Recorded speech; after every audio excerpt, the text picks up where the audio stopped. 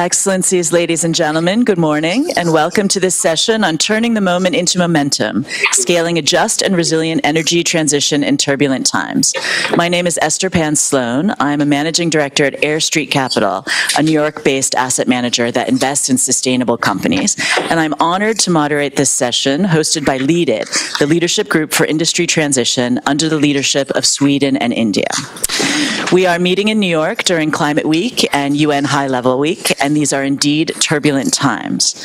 At a time when global conflicts and climate disasters require increased international cooperation, we are seeing instead a fracturing of traditional alliances as some key global players pull back from the multilateral architecture that has underpinned stability over the last half-century.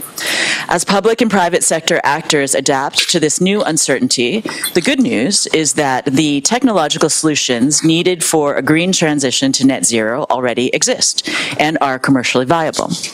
Our discussion today, featuring a range of impressive public and private sector experts, will explore the strategies and steps required to unlock the finance and policies we need to make sustained progress on industry decarbonization. Thank you so much for joining us. Please note that today's session is being photographed, recorded, and live streamed.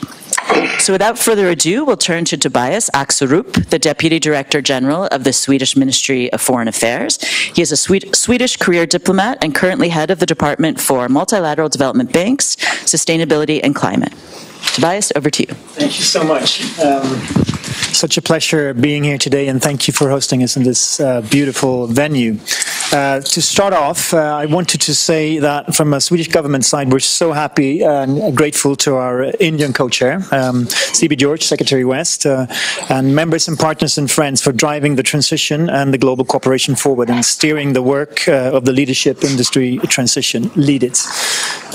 It takes good collaboration and true partnership to move the needle, which I believe we will.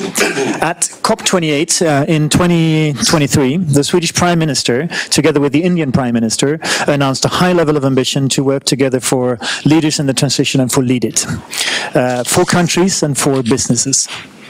Since then, many have worked hard to deliver just and equitable industry transition in our countries, our regions and our communities, at home and abroad, often in partnership and with others to align our efforts with the goals of the Paris Agreement. LeadIT of today is made up of 18 countries and 26 companies, a real global public and private partnership. There is still urgent need to mitigate emissions fast, especially from heavy industry, as it still accounts for nearly a quarter of the total global emissions. In Sweden, the industrial transition is continuing. It is often led best by our companies. You'll hear from them later today. And we, as government, can make sure that we have an enabling policy environment, both for our people and companies, but also for our partners around the world. And we support countries and companies globally in the industry transition. We have learned that the transition requires the public sector to work very closely with industrial partners, research communities, and the local communities on anything from permits, access to fossil-free electricity, infrastructure, etc., to get the results needed. Industrial transition is not without challenges in Sweden and I believe elsewhere. Probably in all parts of the world. But by overcoming challenges, we can take advantage of new opportunities arising. We need strategic partnerships where countries and businesses from wide parts of the world come together for research breakthroughs to travel faster and for to deliver results wider to the real economy. And I think LeadIT is an excellent example of such an effort. There is impressive technology progress in the industry, as mentioned by a moderator, and I'm sure some of the companies here today will prove to that. And we should find better ways of strengthening that cooperation, also between companies in the early stages and in the phase of demonstration and pilots. De-risking of investments in the transition globally is increasingly important. From our end, we have given the Swedish International Development Agency a new direction and strategy, including to investigate further options on de-risking and guarantee instruments, and you will hear from colleagues from SIDA later today. We as governments have, of course, had to play a policy maker role. policy should ideally enable a robust system of pricing and carbon emission as a key component in a COP policy mix, incentivizing companies to cut emissions. This is how market forces will drive the transition forward. And the transition finally needs to be resilient. From a Swedish perspective, a transition away from fossil fuels makes both sense for the climate, commercially and strategically. Our gratitude to all of you for coming to this event today, and also a particular thanks to the tremendous support and partnership, not least with, for example, SMAP at the World Bank, the British-led Breakthrough Agenda, and many others. And a special thank to Sequoia Climate Foundation for partnering with us. I'm really looking forward to the discussions here today. Thank you so much. Thank you very much. So we'll move to our high-level keynotes. We're very honored to welcome the esteemed Ambassador C.B. George, Secretary West of the Ministry of External Affairs of India. He earlier served as Ambassador of India to Japan, Switzerland, the Holy See, the Principality of Liechtenstein, Kuwait, and the Republic of Marshall Islands. Ambassador? Thank you.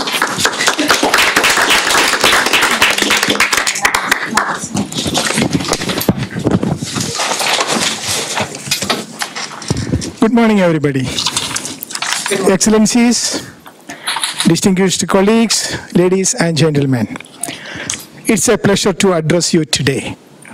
I wish to begin by thanking our partners, the Government of Sweden, for their steadfast collaboration with India in co-chairing the Leadership Group for Industry Transition, LeadIT. Excellencies, we meet at a defining moment. The UN Secretary General has reminded us that the world is at crossroads. Either we accelerate the transition to a clean, just and resilient economy, or we accelerate towards crisis. Heavy industry, including steel, cement, aluminium, and heavy transport, lies at the very heart of this choice. These sectors are the backbone of our economies, yet they account for nearly 30% of the global CO2 emissions. Decarbonizing them is both a challenge and an opportunity. Encouragingly, breakthroughs in low-carbon technologies, green hydrogen, electrified production processes, and carbon capture are becoming commercially viable. Yet, deployment remains slow and geographically uneven. For developing countries, where industrial growth is essential for jobs and prosperity, the transition must proceed without sacrificing equity and inclusivity. This is precisely why LeadIT was created. Launched in 2019 at the UN Secretary General's Climate Action Summit, LeadIT today brings together 18 member countries and 27 leading companies. Actually, it's 28. Yes. Its mission is simple but vital: to align industrial decarbonization with just and equitable outcomes. Under India and Sweden's co-chairmanship, LeadIT has become a trusted platform where governments, industry leaders, and financial institutions work collaboratively to share technology, mobilize finance, and design solutions that are scalable and fair. Excellencies, India is proud to play a leading role in decarbonization efforts. Our national targets to achieve net zero by 2070 and to reach 50% of cumulative electric power installed capacity from non-fossil sources by 2030 set a clear direction. We are pioneering initiatives in green hydrogen, energy efficiency, circular economy practices, and renewable deployment. Importantly, India has also launched a national green steel policy and related initiatives, which aim to accelerate adoption of low-carbon production pathways in one of the world's largest steel industries.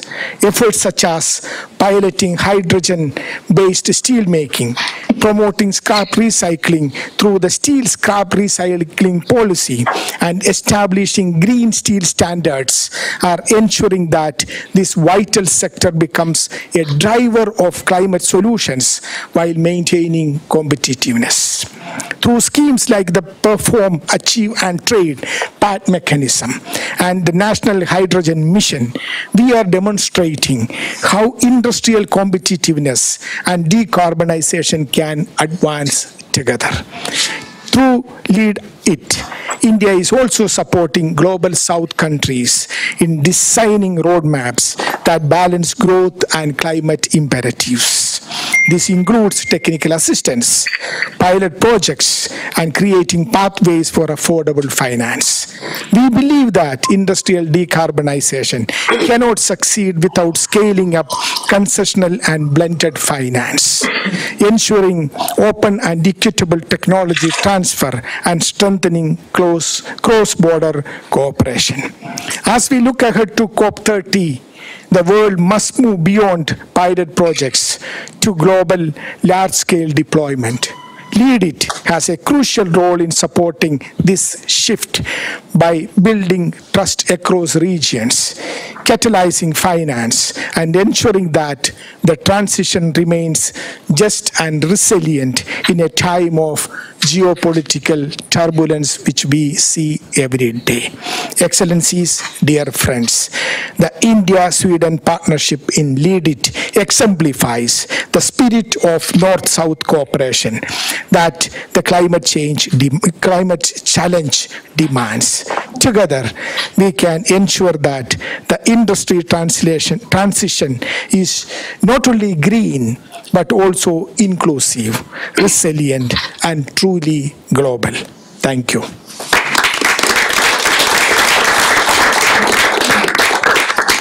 Thank you very much, Ambassador. Now we'll turn to Dan Oshba, the COP30 Climate High-Level Champion.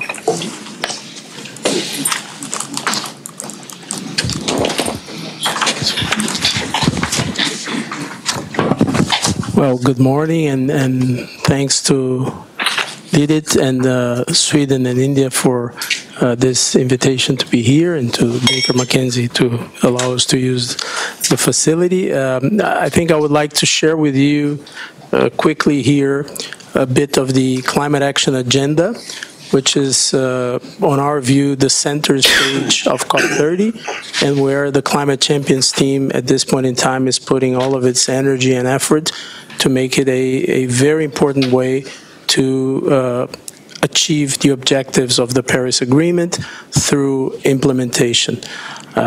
What we plan here from the beginning was to have a framework and an architecture which would allow the private sector, the non-governmental side of this puzzle to implement as quick as possible at utmost scale.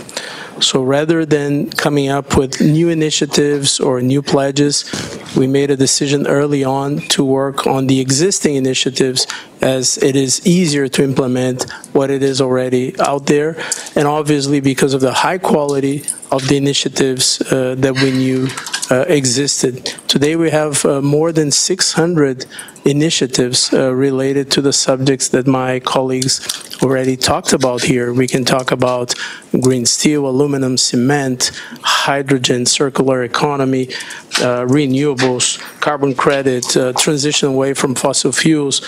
So for all of these, there are amazing initiatives out there that need to be implemented and scaled up as quick as possible, so that we reduce GHG, or if we are in the adaptation and resilience side, we improve the quality of life of the affected people.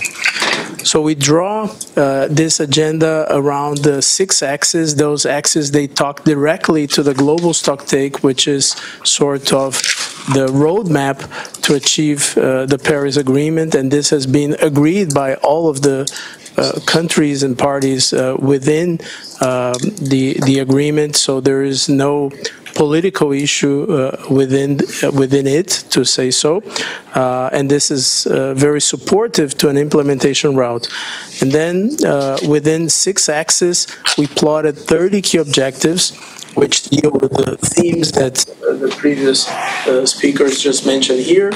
And from then, we came up with one activation group per key objective, so 30 activation groups that deal with this 600 initiatives that have been plotted within those 30 activation groups.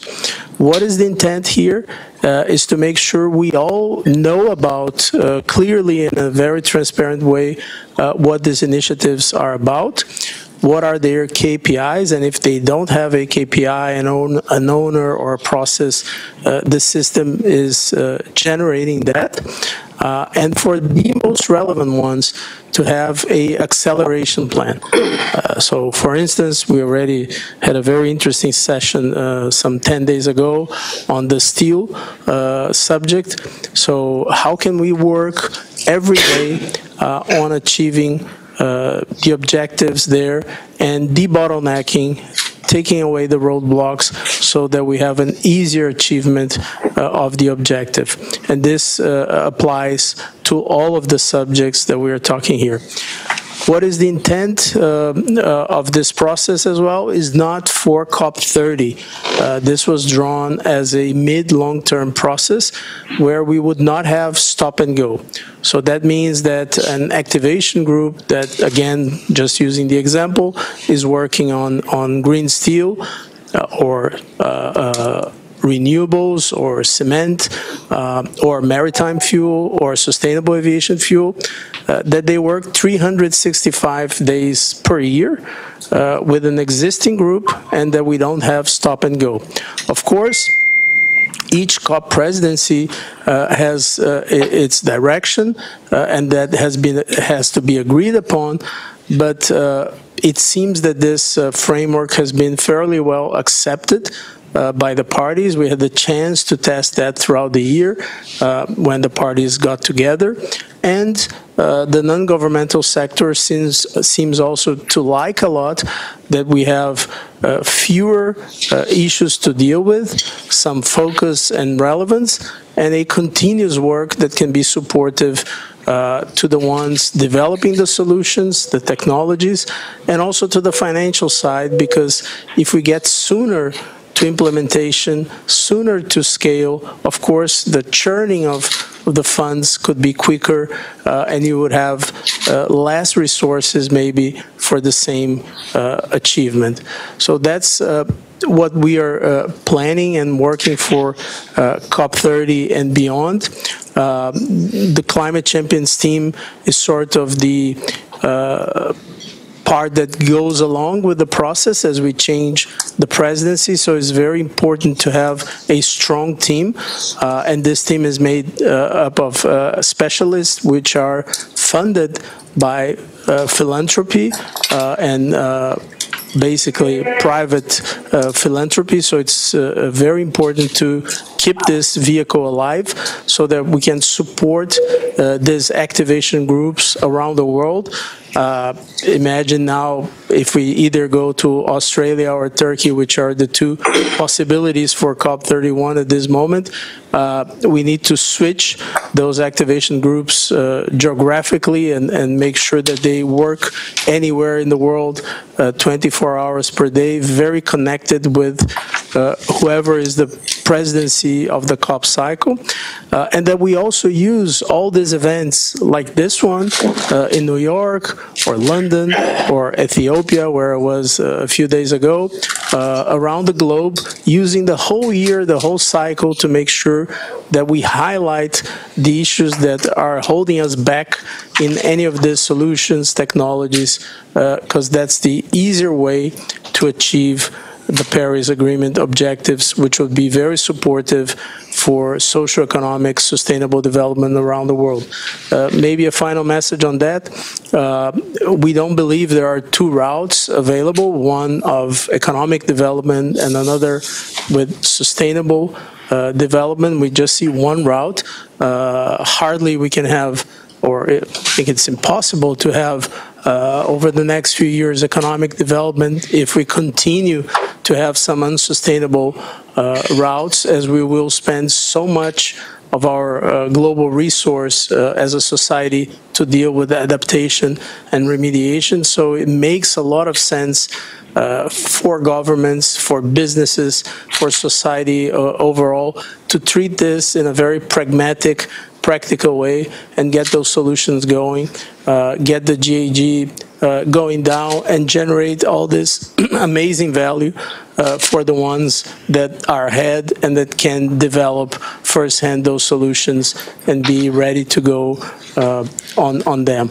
So finally, call on you all to be very active in this process. If you're not that familiar with those activation groups, I really ask you to let us know, and also, of course, take a look at the public material, participate as much as possible, and, of course, would love to see you all in Belém later this year. I know it's not an easy logistics and so forth, but I think it will be a very important moment as we turn this architecture of the climate action agenda into a very practical, pragmatic orientation towards solving the problems and getting those solutions quickly at scale where they should be. Thank you so much.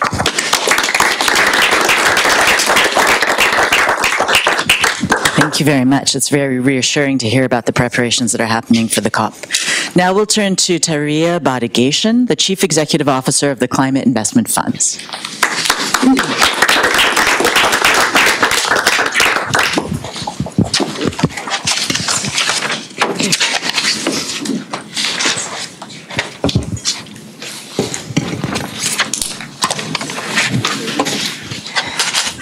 Good morning.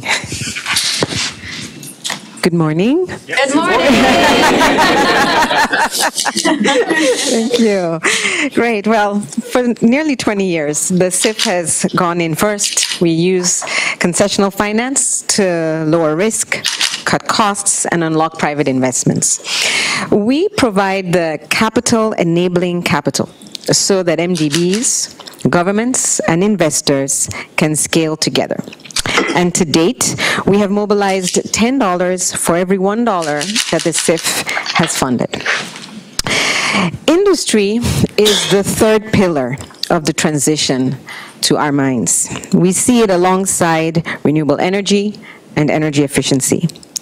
Also, industry is the sleeping giant of opportunity, unlocking jobs, competitiveness, and powering the economies of our future. Steel, cement, and chemicals together account for 1/3 of global emissions. Solutions exist: clinker substitutes, alternative fuels, hydrogen, and carbon capture to mitigate these emissions, but they won't scale without smart policy and finance. Now, signals are shifting. We have the EU entering a definitive phase in January about CBAM. These are important demand signals for low-carbon materials. We also are hearing a lot from the developing economies, speaking about tightening mineral export rules and strengthening the case for value addition and manufacturing alone, manufacturing at home. We're hearing this from Africa. CIF's Industry Decarbonization Program is the first global concessional finance platform for heavy-emitting industrial sectors. And it's been on the drawing board for a few years. And I do think it is not a coincidence that it has all come to fruition now. I believe industry is about meeting its moment in these dialogues. Now, for the CIF Industry Decarbonization Program, 7 countries, Brazil, Egypt, Mexico, South Africa, Turkey, and Uzbekistan, have been selected to participate, and they can receive up to $250 million. And we're aiming for similar leverage ratios of that 1 to 10. So this is $1 billion from us and $10 billion that we are seeking to mobilize based on this track record. Now, our concessional capital serves as a base layer.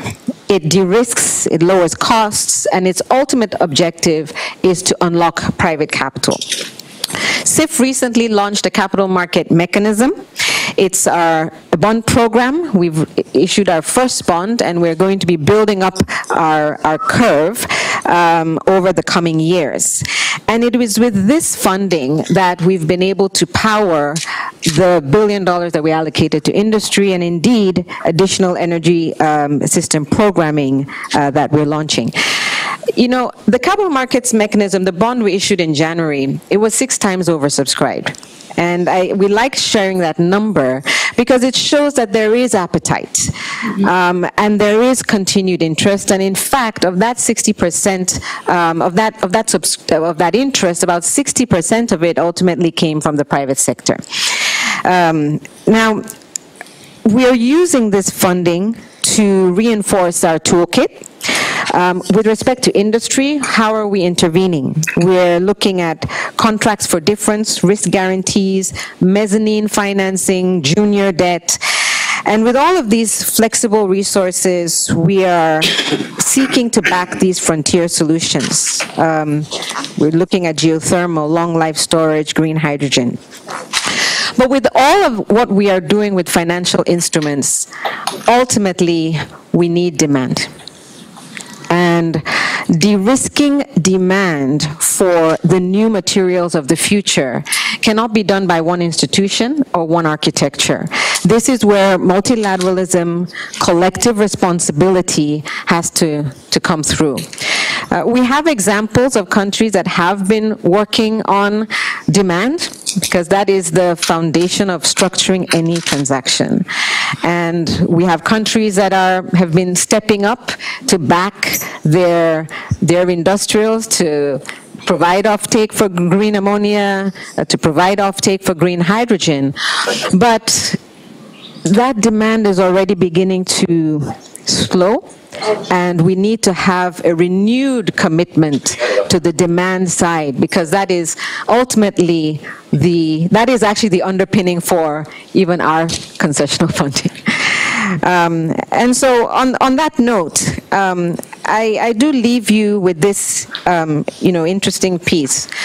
We had 28 countries apply for the industry decarbonization program, and while that was $1 billion of funding, they had a $40 billion pipeline.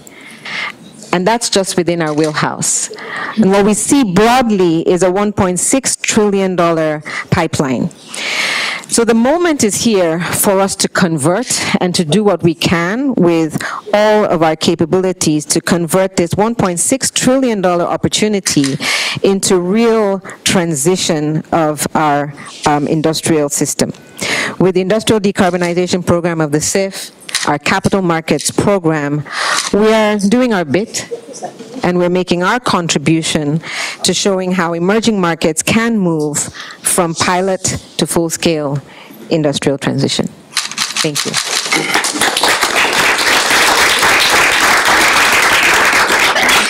Thank you so much. That's very exciting news about the bond. 6 times oversubscribed is good news for all of us. Next, we'll turn to Suzanne Catt, the Senior Manager for Multilateral Partnerships and Strategic Projects at the World Business Council for Sustainable Development. Maybe I will stand as well. Thank you so much for inviting me to speak. So for those of you who do not know WBCSD, the World Business Council for Sustainable Development, we are a global platform of about 250 global companies.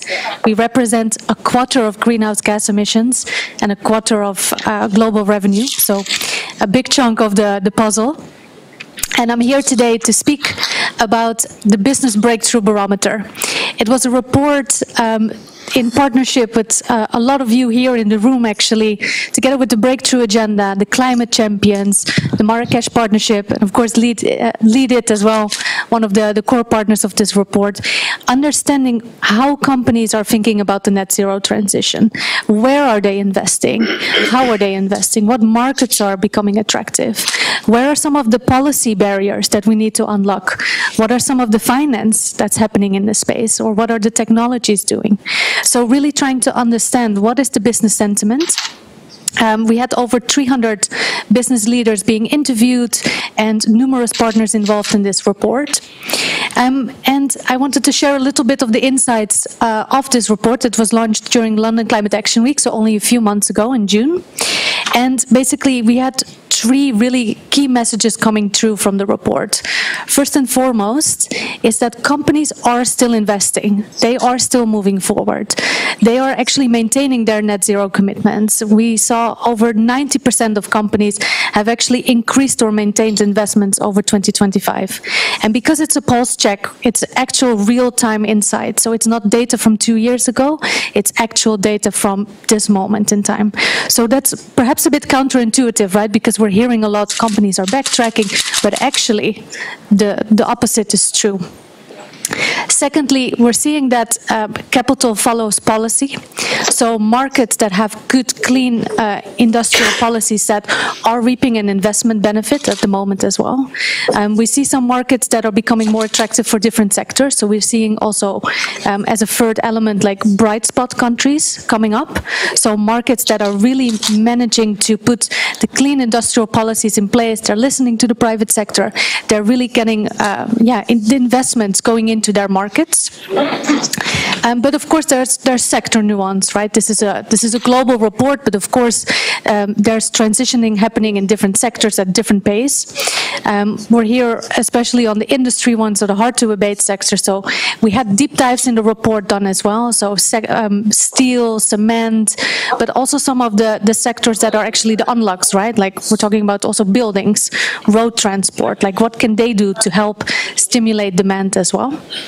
So, for instance, in cement, we heard from, I think, one of the panelists already that, for instance, clinker substitutes, right? They're lowering costs, which is helping the transition.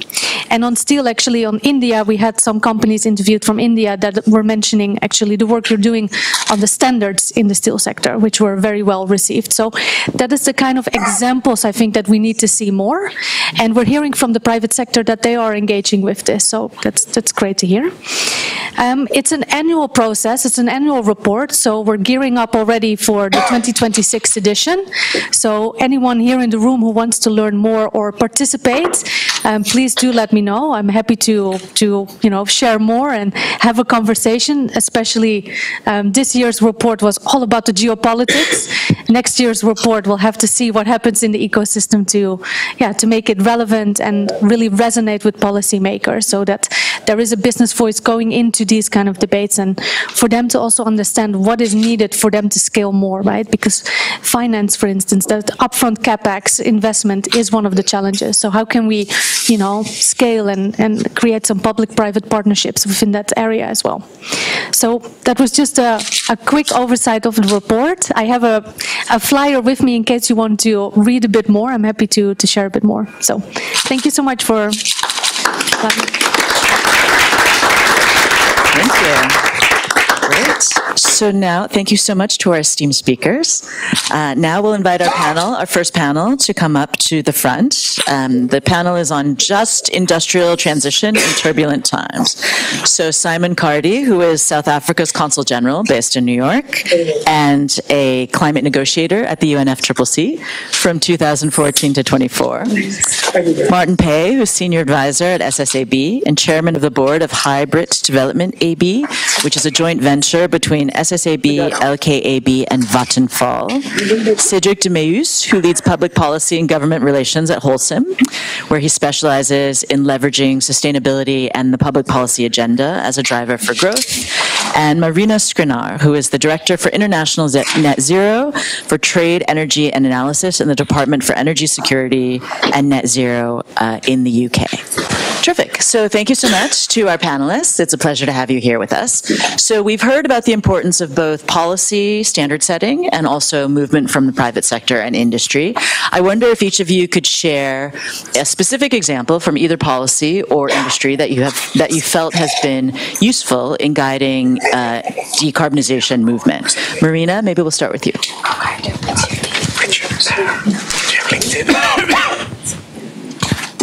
Thanks very much. Hi, everyone. Thank you for the introduction. It's really very many words in my job title, but basically work for Department of Energy in the UK. It's pretty much what I do. So look, thank you very much for inviting me. It's really interesting discussion so far. So thanks for the contributors.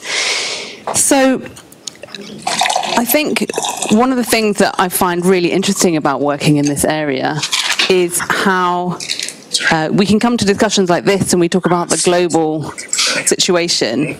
But actually, when you think about industrial decarbonisation, and especially just transition and the equitable implementation of it, it's about the local.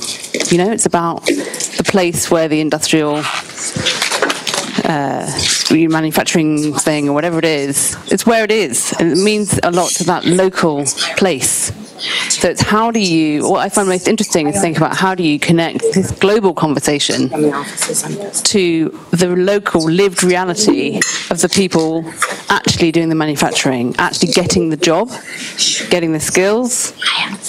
And that is something that we in the UK have tried to start to figure out through having an industrial strategy, where we're really trying to pick some technologies that we're looking at. And a lot of that is about, steel, cement, which we're going to hear more about in a minute. But it's how do you turn that important local conversation into the global market mechanism kind of conversation we're having here? How do you make it meaningful? And that's where some of the examples that Tarja and others mentioned earlier about capital enabling capital really makes a difference. It's what can we do with international actors collaborating with each other to create the markets, which actually means that the just transition can actually happen rather than us just talk about it. You know, people will actually get the job, people will actually get the skills. And so some of the examples that I really wanted to bring out was definitely from CIF and the work that they're doing, particularly on things like technical assistance, and making sure that we are sharing with each other. And it's definitely not just a global north to global south conversation at all. We should all be learning from each other about technical assistance and what it means in each locality to have the skills that you need for all these green industrial products we're trying to produce. And it's also something we're trying to do through the Brazil hubs that we've been working on. So that's really, it's between us, Brazil and UNIDO. And we're really trying to focus on industrial decarbonisation and hydrogen. And so we're trying to focus down into a particular technology in a particular area and really look through the whole picture, but in that narrow scope. And we're really looking at sort of incubator collaboration and finding the bottlenecks and actually piloting solutions, seeing what works and also seeing what doesn't work. And that is fine. You know, we will pilot things that they don't work. But we want to de-risk the investments and get local supply chains actually up and running. So there's some CIF work that's already been mentioned, so I won't mention it again, but also the Brazil hubs are two of the examples I would bring out where we're trying to connect the international market discussions and financial mechanisms into the lived reality of people on the ground. Thanks. Great. And if I may, Marina, just a quick follow-up question. I was at an investment conference last week that was all about AI and data centers, which is what everybody talks about now. And an attendee from the UK said the UK would have a very hard time building data centers because of land use regulations and because of local restrictions to be able to build that kind of infrastructure.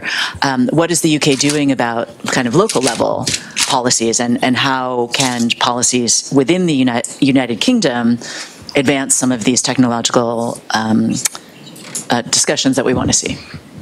Good question. I mean, this is where you need to work together. And, you know, I've worked as a civil servant for quite a long time, and life is so much easier when you don't have to talk to your colleagues. You know, you can just work in your silos and you all do your own thing. Don't try and talk to each other. And the new government came in last year, and they have set up these missions. And the idea is to really drive a collaborative effort across government on the missions. One of them is on having clean energy superpower. So we're going to get to decarbonised power system by 2030, which is a pretty big push. But what's that? The reality of that for people like me in my day-to-day life is that, you know, luckily, I'm having to talk to my colleagues a lot more. So we're not just thinking, oh, how can I get more offshore wind deployed? But it's thinking, okay, looking into the future, we need data centers, we need AI. How are we going to get the right energy to the right place? And that's not just about coming up with one national policy framework. That's about getting your planning system right. It's about getting local community engagement right. It's about bringing people with you. And that's exactly what I was trying to say about bringing the local to the international. It's why it's so interesting to work in this area. is because how are we going to bring people with us if we just talk about, the great opportunities of AI, like full stop? That doesn't mean anything to someone unless you say, and over there, that is where we are, there's going to be a competition for which local area gets to have an AI centre that with the skills, with the jobs, with the growth that comes with it. But that all has to be done together and with planning. And actually, this is the point about you look for the bottlenecks and then you try and solve them one by one. And we might get it wrong, but it's definitely worth trying. And hopefully that way you can get that conversation going with the population so they come with you at the same time. Terrific. Thank you so much. And I know, Marina, you have to leave, so thank you very much for being with us.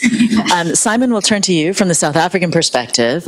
What policy frameworks are you considering, and how are you moving this transition forward? Great. Thanks. Morning, everyone. I thought I had more time to come up with a clever answer after the last intervention, but I think that local level, really struck a chord. I think, in South Africa, we're really, as a developing African country with extremely pressing socioeconomic and employment challenges, it's all about proof of concept. You got to, you got to show that you can implement what you're talking about, and people on the ground need to see the change. So, as much as everyone wants a transition to a cleaner environment, it's about jobs, it's about their livelihoods, and it's about justice, especially all sorts of social justice, distributive justice, and things like that. So we have very specific projects up and running in all sorts of sectors, such as steel, and I can tell you a bit more about those in a minute. Decommissioning coal-based power plants is obviously central for us because we get all our electricity from coal, about 80% of it, and electric vehicles, green hydrogen. But I think as a former climate negotiator, you also have to look at the big picture and ask a question, is the global narrative right? Are we saying the right things, and are we working together? And that's really where we thought, as an African country, a member of BASIC and other G77 in China, that the narrative was wrong, that the climate justice debate was not being taken up in the right way, and the discussion about industry transition was only from a very narrow kind of fear of losing jobs perspective, which is in existing industry, which is very, as relevant as that is, what you really need is an all of society, all of economy, just transitions, plural approach. And what do I mean by that? That means that people need to choose their own development pathway. Sovereign countries need to be able to find their own way towards a shared objective. That shared objective is the SDGs, all the integrated perspective. But you cannot impose solutions from foreign capitals top down. You need ownership, and it needs to be based on reality on the ground. So the reality on the ground, for example, is that key industrialized parts of our economy were becoming de-industrialized. And the just transition, if it just means changing use, could have led to a lack of, going backwards in the industrial scale, not forward. That actually happened in other parts of the world. So we had very rich discussions with international partners from Europe in particular, who gave us specific examples of how it didn't work for them. So we want to frame the discussion around the justice part, the inclusion part, and then as the lady from SIFS correctly said, it's about the resources. So I think the big opportunity is there. You know about the $1.6 trillion opportunity, which gives me great hope that the markets will go in the right direction ultimately. The technology will come on board. It's already starting. The leadership is there at various levels, and we see examples from COP30 leadership and from the partnerships with Sweden and India you see today. But Africa as a continent, the youngest, the fastest growing, and the developing world in general, where the people live, the vast majority of people needs to be part of the value chain and to benefit from it. And to do that, you need to overcome the obstacles of financing. First and foremost, it needs to be the right kind of financing at the right scale, the kind of concessional models, and that which you can actually use. And de-risking was mentioned. That is actually fundamentally important, because I think in Africa, it's driven, foreign investment is driven by fear and prejudice, frankly, rather than realities on the ground. So you find that the cost of borrowing money to do these proof of concept projects is crazy high. The co-concession, the concessionality part that you've got to put on the table is way higher than anywhere else in the world. That means you can't do the project. So it's a long way around, but to say that we do have lots of very specific projects on the table, but they really are proof of concepts, that we need to show in the coal sector. This is what we did. We transitioned it to a green hydrogen plant, for example, led to skills, it led to better jobs, it led to a local value chain and beneficiation. It didn't lead to deindustrialization, and so on and so forth. And just as a final spoiler, of course, we're also using our G20 presidency role, so we're hoping for some legacy projects there, specifically in the steel transition. So that would be another example. Thank you. Thank you so much. So Cedric, if we look at kind of this risk reward that people are talking about, what policies give investors confidence so that they can put money into these projects that Simon is talking about, what have you seen in policy frameworks that has been useful and positive for driving that type of investment? Okay, so look, I'm going to wear a slightly European hat for the sake of this discussion. We've seen a shift in European policy making about 4 years ago with the so-called Industrial Green Deal, or it was just a Green Deal, which set a firm target to net zero 2050 in European law. We as industry have always asked for predictability and visibility, and on which we can build our own industrialization, decarbonization roadmaps.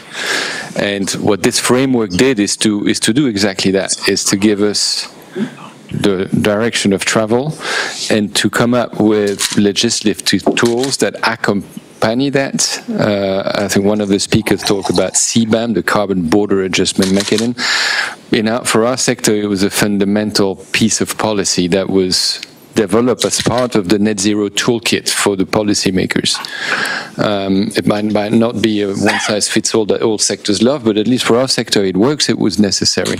And that gives you the policy toolkit, if you want, that you want to take the investment decisions. And the outcome is that we are, as a sector, but I can only speak as a company here, we are in implementation mode. We're not thinking about decarbonization, or we're not thinking about our trajectory. That we've done that.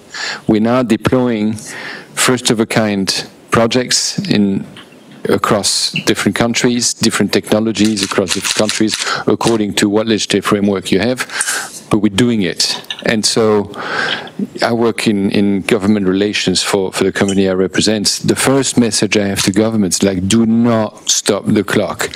We know it's turbulent, but do not dilute.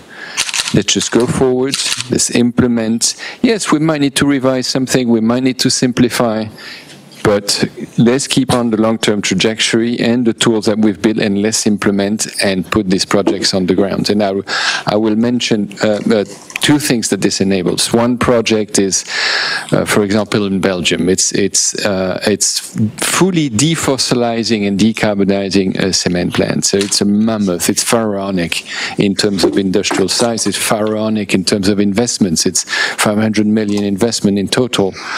When we launched it 2 years ago, and here I'm landing on a UK speaker, the loudest person in the celebration was actually the trade union representative, who was lauding the fact that This company is not investing to decarbonize. This company is investing in its people for the next 30, 40 years. This is the jobs of my children. And with new skills, with new technology, we're cool again, we're back in the game.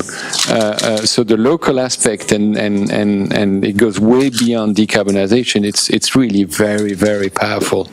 And then if you have the right framework, that is the last point I will make, it's to go and explore new grounds and explore new technologies. Sometimes it might be disruptive technologies. We just announced a few weeks ago an investment in, I can't avoid mention this, into a Swedish startup called Soltex.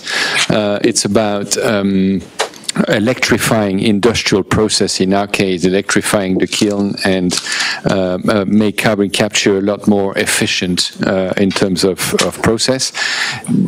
If we didn't have this visibility of the framework, and if we didn't have a confirmation that we are going in the same direction up, we would not be able to explore in this kind of and make this kind of investments in disruptive technologies, because your business case simply doesn't exist.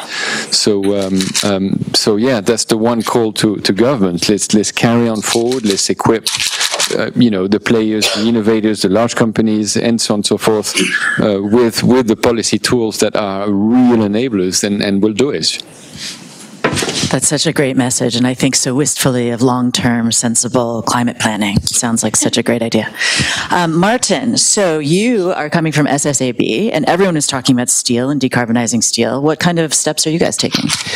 Well, yes, steel is extremely important for the society, of course, and Sweden is one of the countries that has a very long tradition of mining and steel industry, and it's the backbone of the whole economy because of the importance for the manufacturing industry.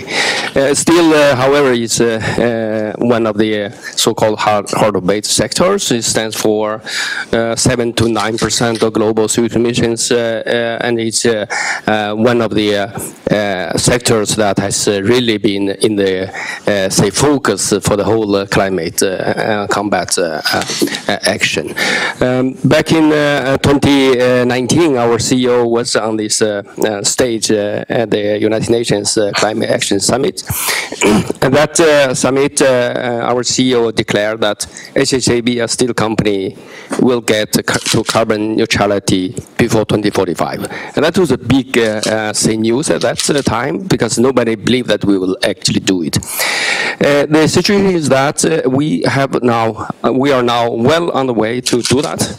And we're currently carrying out a €5 billion investment program in Sweden. SSAB, a steel company, we run 3 integrated steelmaking sites, 2 in Sweden, 1 in Finland, and 2 here in the United States, both based on electric arc furnace steelmaking. So in Sweden, actually, we are now going to shut down our first 2 blast furnaces. End of next year, we'll start the new melt shop, and then within 1 year, we shut down that 2 blast furnaces. And last week, we just made the groundbreaking ceremony for our big investment project in Luleå, our largest production site, with the presence of the Swedish Deputy Prime Minister. We are now going to construct this completely new fossil-free steel manufacturing plant without using fossil fuels. It will be one of the most electrified steel plants in the world. It's an extremely exciting investment, 4.5 billion Swedish crowns investment, that will be commissioned end of 2029. And the plan is within 1 year after the commissioning of that plant, we will shut down the Swedish, the last blast furnace in Sweden. So actually around 2030, we will get fully decarbonized for our Swedish operations, which is 15 years ahead of the plan that our CEO declared 2019. So it's quite amazing. We are having a good, very strong ambition also to take a decision sometime in the near future to take the Finnish facility. Not yet decided yet, but carrying out studies and investigating the precondition to do that.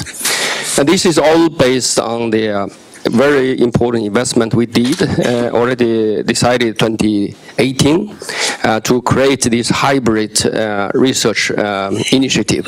SSAB, together with LKB and Vattenfall, mining company, energy company, created a joint research program in a joint venture company where I currently am the chairman. We invested so far 200 million euros in the R&D program that were finished last summer, which have proved that this technology using green hydrogen for iron ore reduction not only works, actually works better than using natural gas as in conventional DRI facilities. We can make an intermediate product that has a very high metallization, very strong mechanically, chemically stable in atmosphere. So we can actually start to think about a decoupling of iron making from steel making. This makes technically very important impact in how the steel industry can implement this technology in the future, because with the blast furnace technology, essentially we make iron and steel at the same site. But now it's possible to separate and implement in different paces depending on actual preconditions. So this is what we are doing, and we really hope that this technology will make a significant change for the future setup of the whole mining and steel industry. Fantastic. Thank you so much for all that good news and all the progress updates. Thank you very much to our speakers.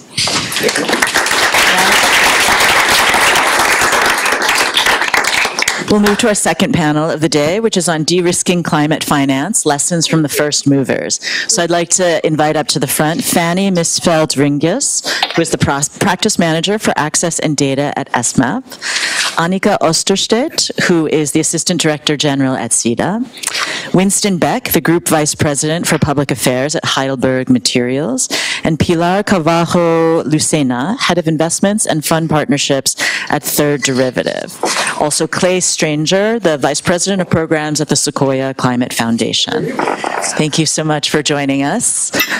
So we've heard about some of the policy initiatives that can help move these investment decisions. It would be great to hear from all of you, what are some specific financing tools, mechanisms, tricks, programs, things that have worked to actually get some of the money into the programs that we want to see. So Clay, can we start with you? Sure. Great. Should I grab that mic? Yes. Okay. Thank you. First off, just want to say thanks so much for having us, and pledge our real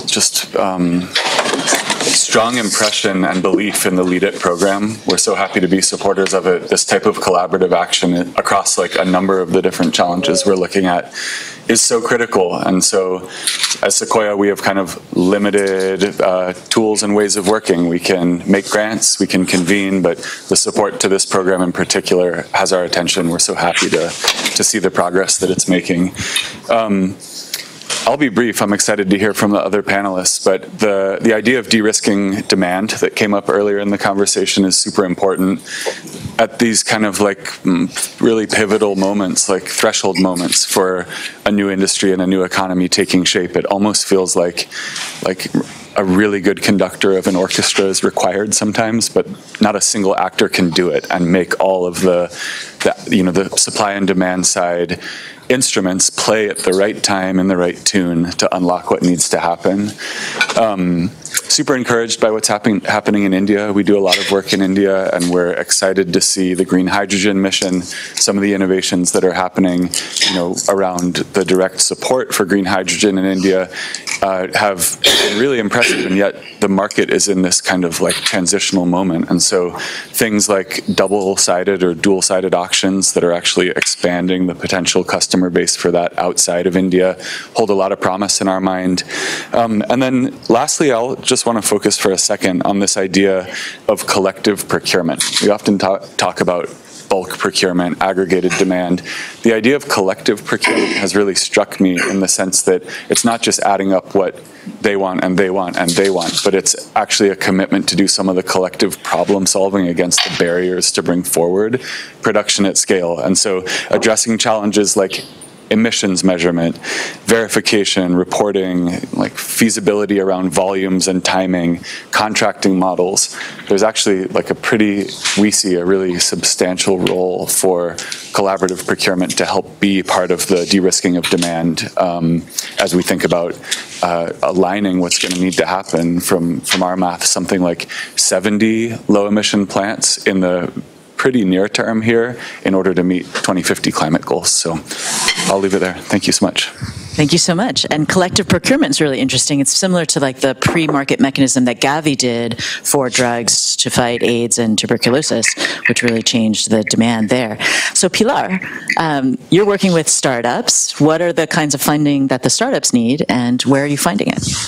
Yeah, maybe for context, Third Derivative is the innovation engine of the Rocky Mountain Institute. So we work with early stage startups, pre-seed to Series A. When they join our program, we also provide funding for them and really have an ecosystem first approach and a thesis driven approach on how we support the cohort that we bring on board.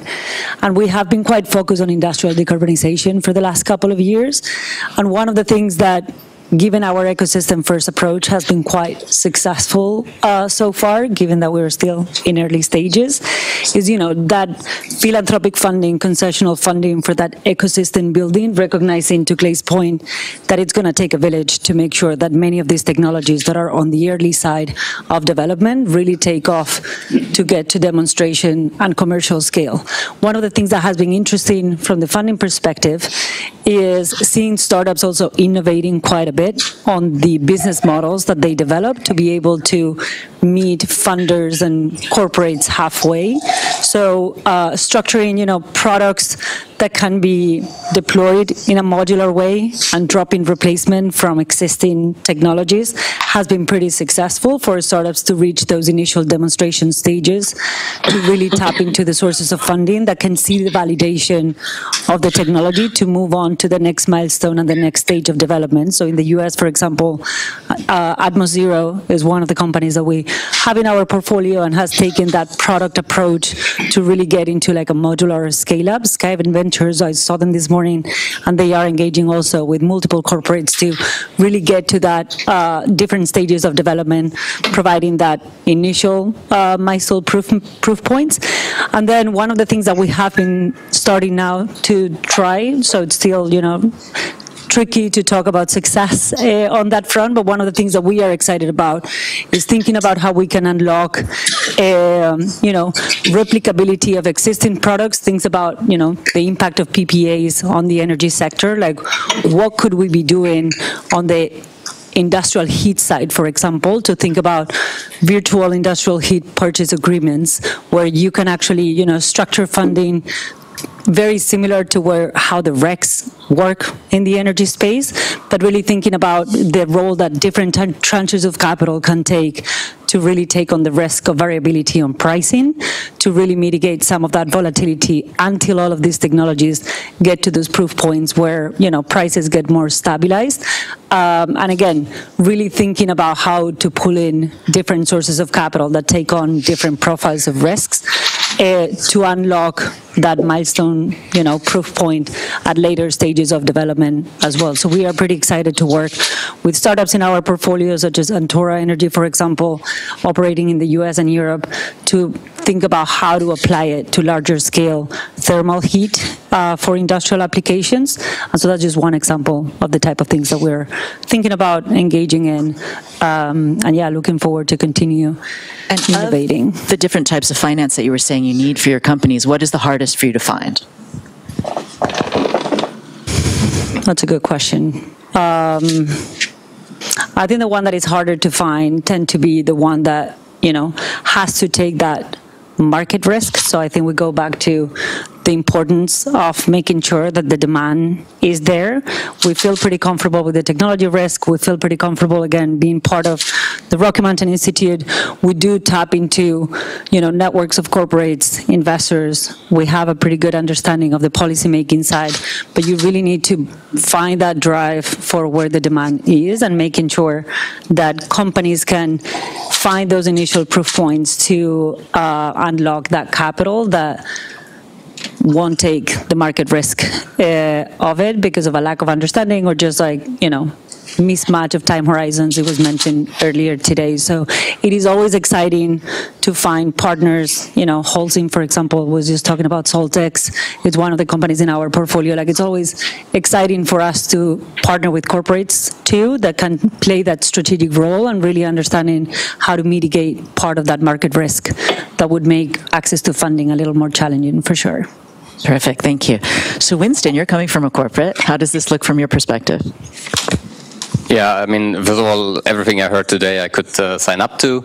We are really now in implementation phase, and we cannot stop, right? I mean, we have very ambitious 2030, 2050 targets as an industry and also as a company, and 2030 is 5 years from now. So we really don't need uncertainty. I think we also can be optimistic if we look at what we have done just the course of the last 4 or 5 years. I mean, from 2020 to 2024, we have reduced our global emissions in our company by 8%. So that is quite a leap, but we need to do more in the next 5 years. And we have different kind of levers which have been mentioned before. One of the big levers is carbon capture, storage, and utilization for the cement industry. And there we have good news. I mean, we put into operation the first large-scale CCS facility in the world in cement in June this year, which is now in operation. And we will actually deliver the first net zero cement to our customers next month. And we have some additional good news, hopefully later this week. So things are moving, right? But as it was mentioned just now, I think we are confident about technology, at least for 80% of the CO2 we need to reduce. We are getting more and more confident about the operation of these new technologies. Where we need to work more and harder is really on the commercialization of these new technologies, because they come with a high CapEx and OpEx backpack.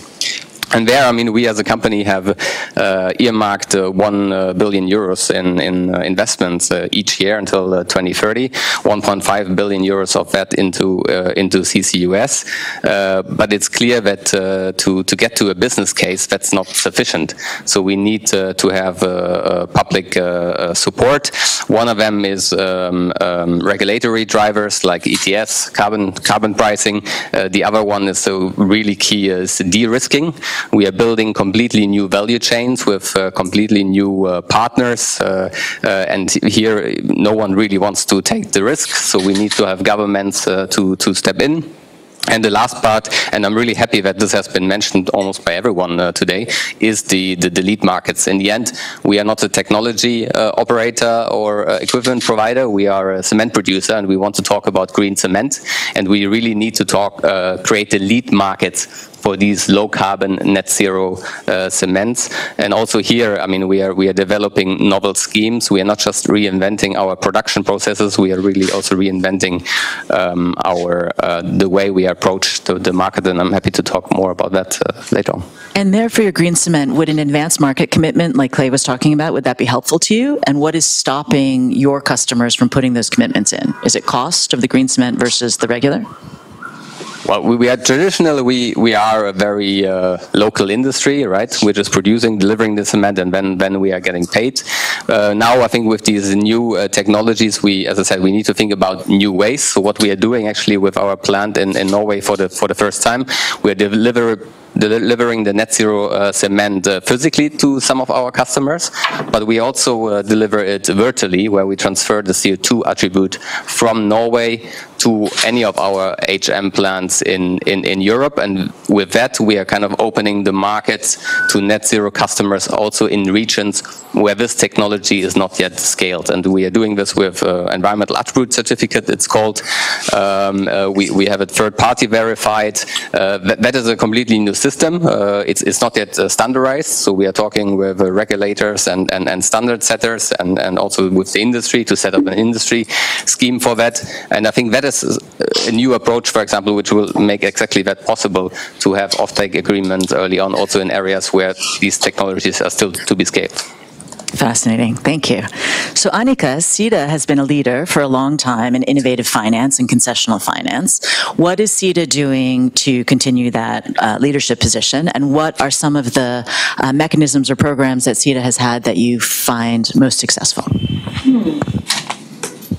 That's a good question. I think SIDA, as many of you have been working with the challenge funds, results-based management, and result-based financing, guarantees, private-public partnerships across the world. I think some of the initiatives have been very successful in initiating a sort of new path towards a green, just transition. I think what SIDA and all development partners are best at is, of course, decreasing risks. Because we can do that with government funding, and also because of all the relationships that we have in different countries, different parts of the world, with the business sector, as well as the government, as well as the civil society. And I think some of us has mentioned it before, what is needed for any investment. I mean, SIDA can, being part of the development world, development funding world, we can, together with our governments, of course, ensure good technical instruments. I think those instruments will only function if you at the same time de-risk the environment where these instruments will work. So if we want, as a development partner, we want to see a green transition taking place in, for example, many countries in Africa. We also need to at the same time ensure that there is a long-term plan for development in those countries. Or rather, we should not ensure that. They should ensure that, of course. So, because without that long-term plan, no company and no bank will be willing to invest. So I think, but as a development partner, we can provide the instruments, we can provide the funding to decrease the financial risk. We also at the same time need to decrease the development and the investment risk by having that dialogue with the government in what is their long-term plan, what are the initiatives in the country to ensure that investments take place within the country from investors in that same country instead of them investing in other countries. So I think what we should look into is joint investments together with partners in any specific country, who would also be more aware perhaps of differences amongst different groups of people, local communities, other risks that are very easy to foresee. And if you do not take them into account, no investment will be successful. And I think as well as in the development sector, as within all other sectors, we've seen so many projects who have not succeeded, not because there has not been a good plan or because the financial risks have not been decreased, but because local communities or the government or conflicts in that context have actually proven to outtake the opportunities that we saw, with a lot of investments not functioning. So I think coming from SIDA and being part of this super strategic initiative, I think we should try to identify, perhaps now in COP30, a couple of countries or a couple of initiatives where we, together with the private sector, could see which countries would be willing to invest together with us in this green transition, and who would at the same time be willing to invest in decreasing the corruption in those countries, increasing the financial functioning of, or the functioning of the financial market system to ensure that capital will still flow into that country. So that is at a more general level. I think some examples that we have been working with in Kenya and Uganda as examples is precisely the heat process mechanisms, where Sweden has, together within sort of a Team Sweden approach, identified the needs within the tea sector as an example of how could they reduce their energy costs, at the same time improving health for people who now use the fuel wood to just dry the tea leaves, instead using much smarter, innovative technique, which would decrease the cost, which would decrease the use of firewood, which would at the same time enable a transition towards a more cost-effective tea industry, but also ensuring that the workers that pick the leaves are not also affected by the fuel wood that they are burning all the time. And to that, we also provide technical assistance to a platform of companies within that sector, but it could also be applied in any sector, who would get the more knowledge about how to define the terms of reference in sort of, when you procure the industrial competence that you need to go into that transition. We also have guarantees with some of the largest banks in the region who could then provide loans at a much cheaper cost to the same tea companies. So they can get the loans at a cheaper price. They could also invest in a more sustainable technology, and they would at the same time be part of a just and green transition. So these are some of the pilots that we're doing. We also have an initiative called Power Africa, which is a large-scale investment program that we started with USAID a long time ago to ensure that not only would countries and people get sustainable energy where they live, but they would also get it by increasing the amount of companies that work in those same countries, producing the technology and the deliverables that are needed to join that sort of energy, the sustainable energy pathway. So I think if we look at investments, it's some of the things that we're talking about today, they regard investments that are coming from outside the country or outside the local area to that specific, which is good in many ways.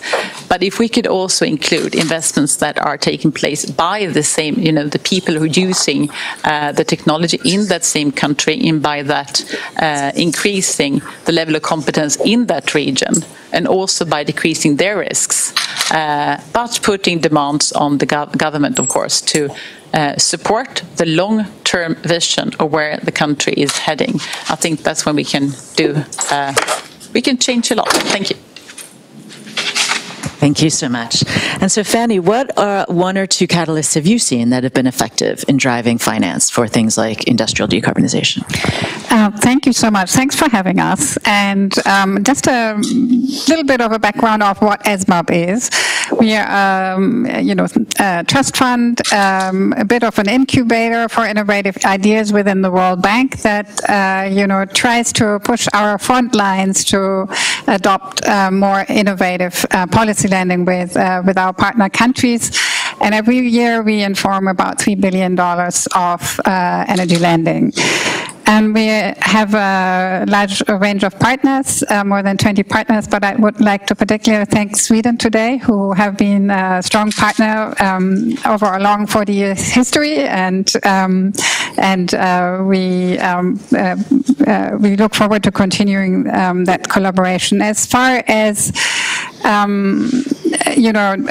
fostering decarbonization in industry is concerned, I think there is a two-pronged approach that's imperative, which is on the one hand creating an enabling policy framework, and on the other hand finding the right financing tools. And I fully concur with Annika when she said that we do need long-term targets because these are long-term investments, as we've heard from SSAB earlier today, and also from Heidelberg Cement.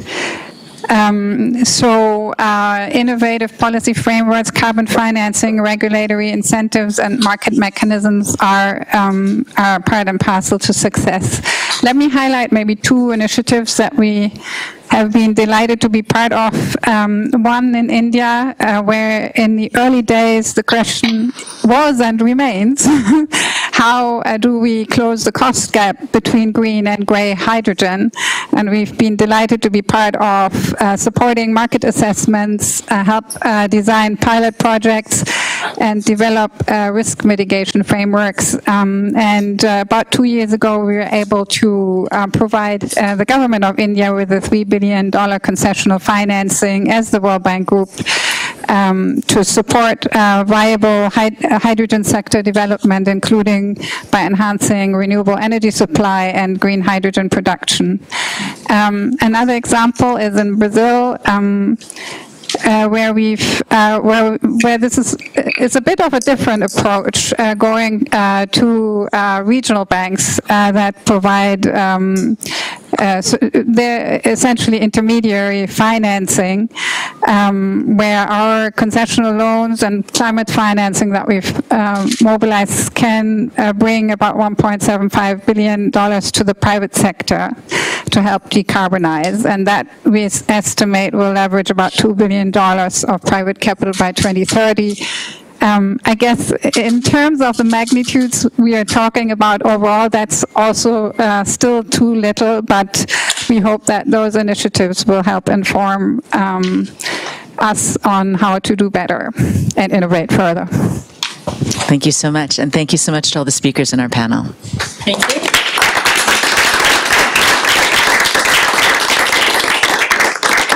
So now we'll move to our last statement from Matthias Frumery, the Climate Ambassador of Sweden and also head of Sweden's delegation to the UNFCCC. Ambassador? Thanks so much. And on behalf of the Swedish government offices, a great thanks to all of you for joining us here today, to the LeadIT Secretariat for organizing, and to Baker McKenzie, of course, for hosting us at this location.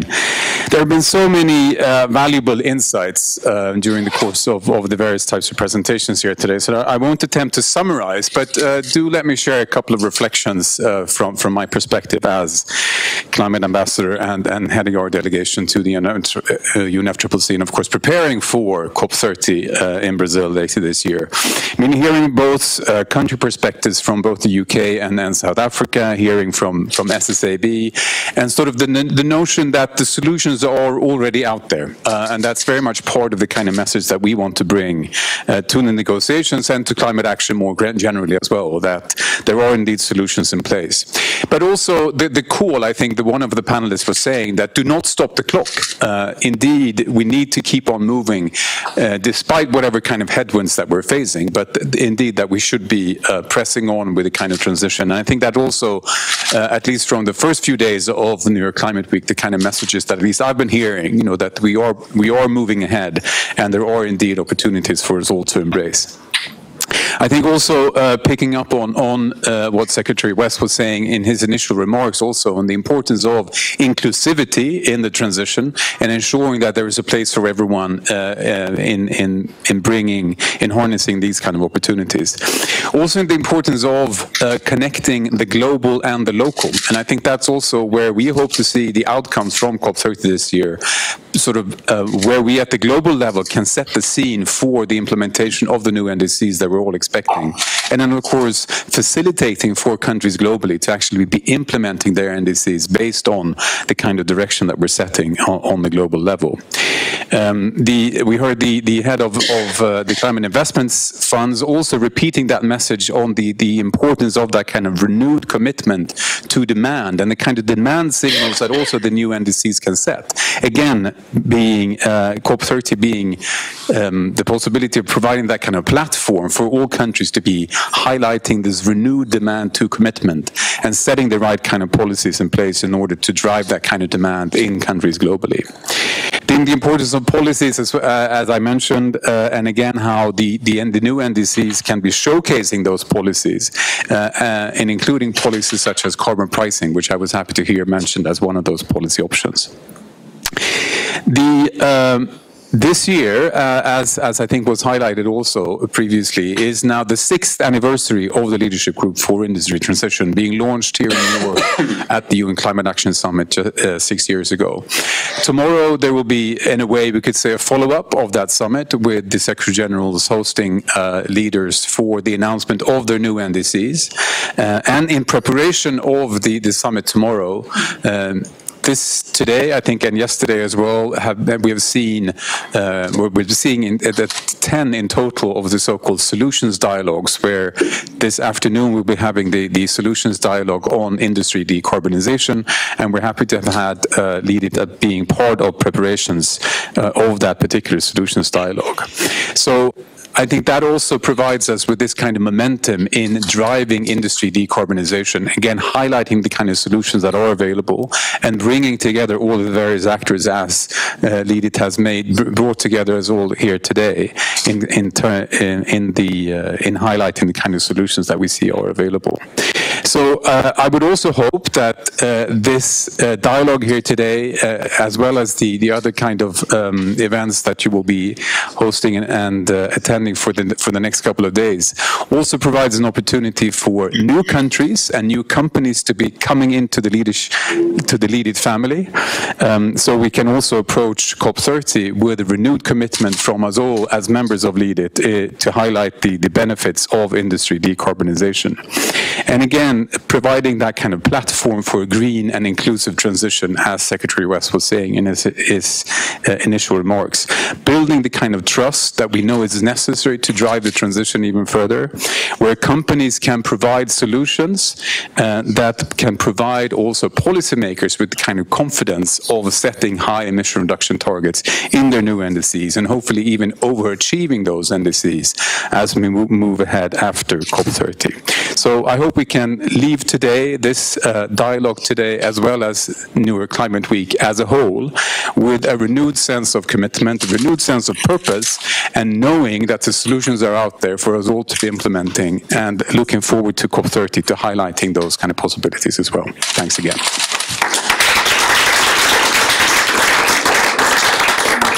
Thank you very much, Ambassador, and thank you to all of our attendees for being with us for today's session. I hope you're leaving invigorated and inspired by some of these wonderful examples that we've heard of both policy and private sector examples on the impressive progress that is being made on industry decarbonization. Please do follow LeadIT on LinkedIn for updates on all their impressive work, and thank you so much.